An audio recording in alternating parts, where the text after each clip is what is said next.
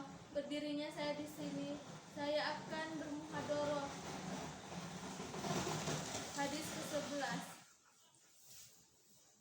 dari Mu'ad al-Juhani radhiyallahu anhu berkata bahwa Rasulullah SAW bersabda, barang siapa membaca Al-Quran dan mengamalkan apa yang terkandung di dalamnya, cahayanya lebih terang daripada cahaya matahari, seandainya berada di rumah kalian di dunia ini.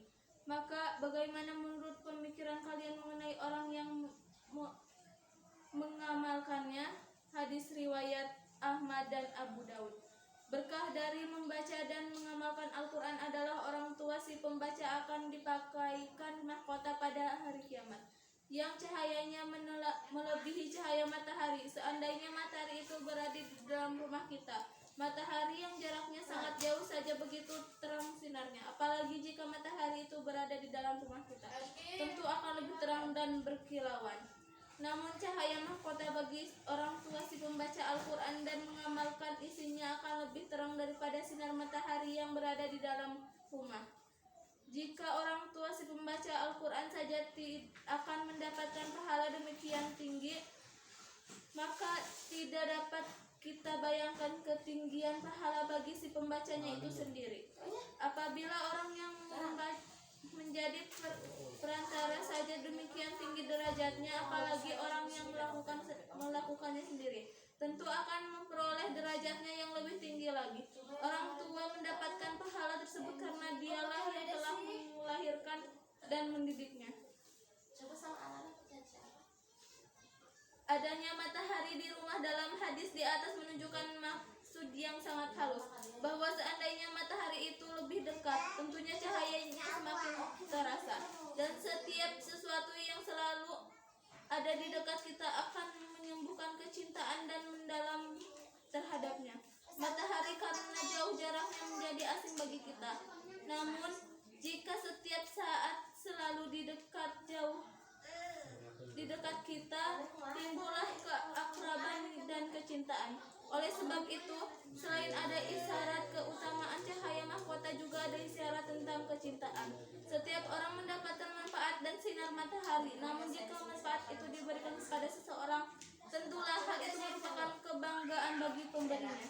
Hakim meriwayatkan dari Buraidah radhiyallahu anhu bahwa Nabi SAW bersabda, barang siapa yang membaca Al-Quran dan mengamalkannya, maka akan dipakaikan kepadanya sebuah mahkota yang terbuat dari nur atau cahaya, dan tiada bandingnya di dunia ini. Orang tuanya akan bertanya kepada Allah, ya Allah, mengapa kami diperlakukan seperti ini? Allah menjawab, ini adalah pahala bacaan Al-Quran anakmu.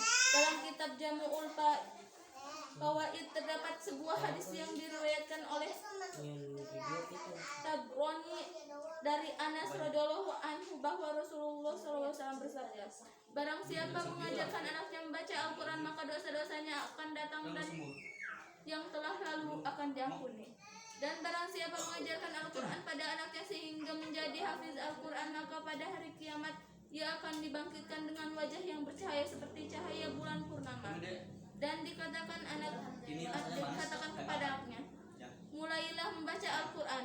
Ketika anaknya mulai membaca satu ayat Al-Quran, maka ayahnya dinaikkan 1 derajat. Demikian terus ditinggikan derajatnya hingga tamat bacaannya.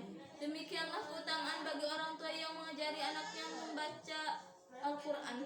Jika Anda menjauhkan anak Anda dari agama hanya karena beberapa rupiah, maka bukan saja diri Anda yang akan terhalang dari pahala, tetapi Anda juga harus menjawab pertanyaan-pertanyaan Allah. Apakah karena Anda takut jika setelah anak Anda menjadi seorang ustadz atau hafiz, kelak hanya akan menjadi orang penjaga masjid yang hidupnya bergantung pada orang lain, sehingga Anda melarang anak belajar agama?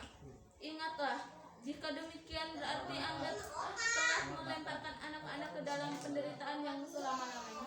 Bahkan Anda juga menanggung beban tanggung jawab yang sangat besar. Setiap kamu adalah pemimpin dan setiap kamu akan ditanya tentang kepemimpinannya. Setiap orang akan ditanya sejauh mana ia telah mengajarkan agama.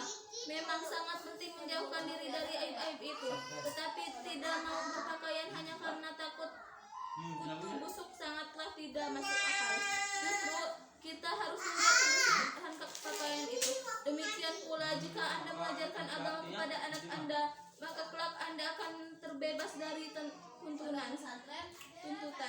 Dan selama anak Anda masih hidup, seluruh amal baiknya dan doa-doa ampunan yang ia mohonkan untuk Anda, semua itu akan menyebabkan derajat Anda dinaikkan.